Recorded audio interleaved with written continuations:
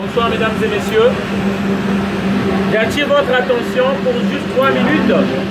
Je vais parler un peu fort pour que tout le monde écoute. Je vais m'en excuser. Voilà. On est dans une campagne d'éveil de conscience, de sensibilisation. Alors, j'ai pas besoin de votre argent, rassurez-vous. J'ai pas besoin de votre argent, mais c'est un message important que je fais passer pour l'Afrique et pour le monde. Alors, beaucoup de personnes se disent ici, pourquoi il y a une vague, une invasion des Africains envers l'Europe et envers l'Afrique. Les migrants, ce n'est pas d'abord des personnes qui nous envahissent, c'est d'abord des hommes et des femmes qui sont en quête de stabilité. Stabilité politique ou économique, peu importe, mais en quête d'une stabilité. L'immigration, c'est une question, un sujet très pertinent pour les Français. C'est pourquoi je tiens à intervenir. Car moi-même, j'en suis victime. C'est pourquoi je passe de métro en métro, des transports en transport, pour sensibiliser les gens. Vous devez savoir une chose. Les Africains qui viennent ici, ils ne sont pas toujours derrière votre camembert, votre système social.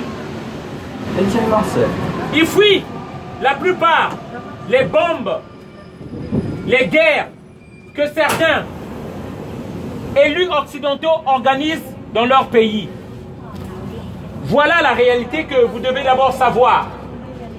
Alors, à la quête d'une suprématie ou d'une domination du monde, afin d'avoir les matières premières à bas prix, on tue les peuples d'Afrique. C'est pourquoi nous migrons vers l'Europe. Je vais vous expliquer.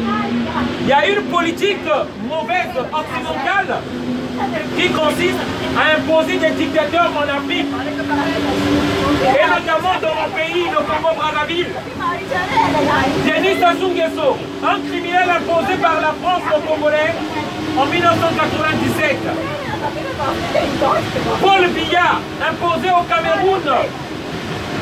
Kabila en RDC, imposé par les Américains et les Belges. Et nous avons en Côte d'Ivoire, Ouattara, arrivé par la force des armes, accompagné jusqu'au portail présidentiel par la France, par les militaires français. C'est cette réalité-là que j'aimerais vous faire savoir. Aujourd'hui, la pauvreté de l'Afrique, l'Afrique n'est pas pauvre.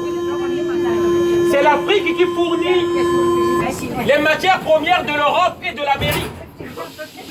C'est l'Afrique qui fournit le coltan. Si nous voyons que automatiquement ce métro est en train de parler, c'est parce que ce minerai-là qu'on appelle le coltan, qu'on utilise pour la mémoire des appareils, provient de la RDC. L'uranium qu'on a utilisé pendant la bombe, la bombe atomique de la Deuxième Guerre mondiale provenait de la RDC. L'Afrique n'est pas pauvre. L'Afrique, qu'on dit pauvre, nourrit les partis français, les partis politiques français.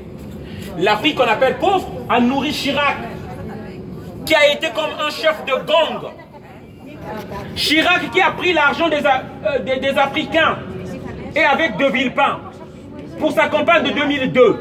Donc l'Afrique n'est pas pauvre, mais l'Afrique est appauvrie par les dirigeants français qui ont les armes, qui peuvent donner des armes aux dirigeants, à certains élus africains pour faire des coups d'État. C'est ça la réalité que je voudrais que vous sachiez ici. C'est ça qu'on ne vous dira jamais dans les médias français. Parce que l'information est orientée vers ce qu'ils veulent que vous entendez.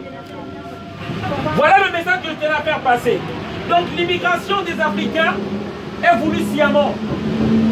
Les cerveaux, le déplacement des cerveaux des personnes intelligentes qui vivent en Afrique est orchestré.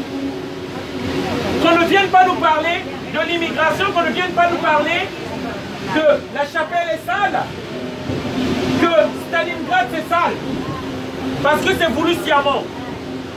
Dans cette campagne, nous interpellons M. Macron, afin que cette politique de la France-Afrique,